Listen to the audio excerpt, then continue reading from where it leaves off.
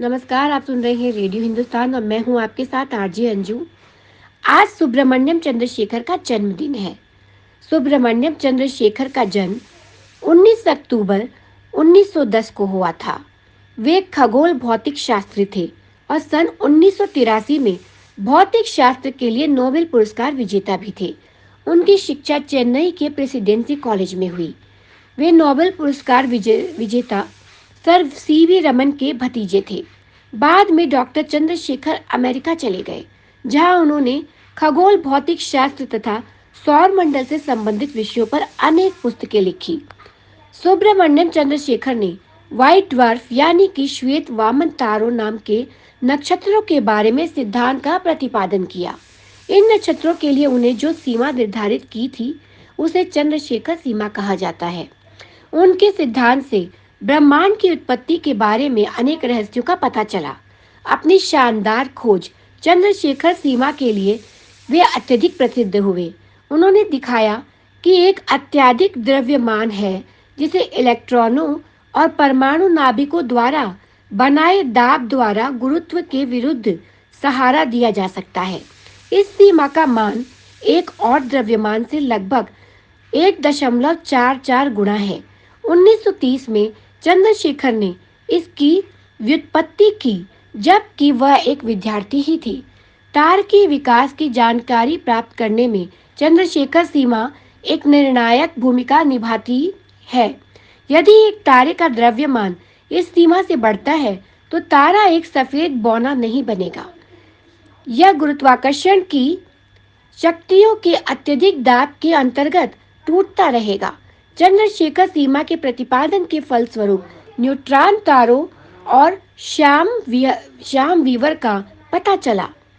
यह पता चला कि तारे स्थिर होते हैं और वे समाप्त नहीं होते, क्योंकि भीतरी दाब परमाणु नाभिकों और इलेक्ट्रॉनों के तापीय संचालन और नाभिकीय प्रतिक्रियाओं द्वारा उत्पन्न विकिरण के दाब से भी गुरुत्व को संतुलित करते हैं।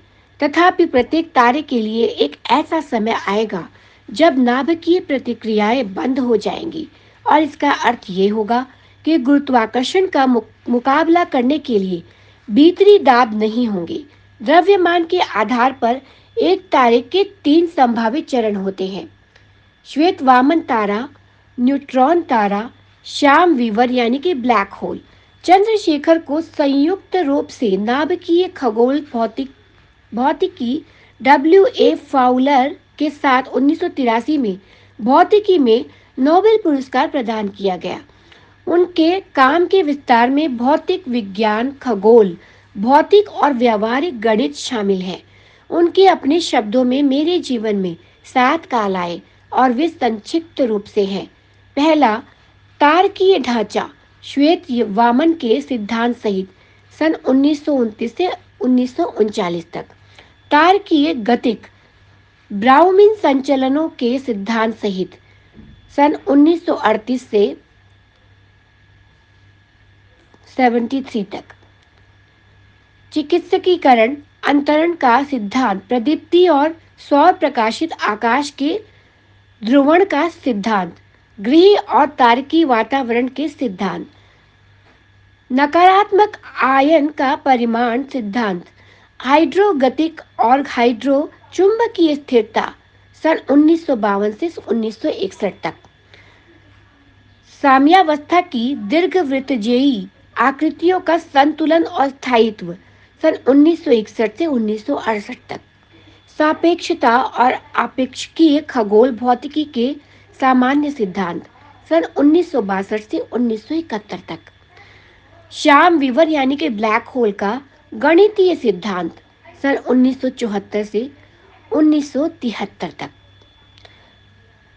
तो इसी के साथ मैं लूंगी अनुमति, लेकिन जाते जाते कहूंगी कि करते रहिए काम और लेते रहिए प्रभु श्री राम का नाम।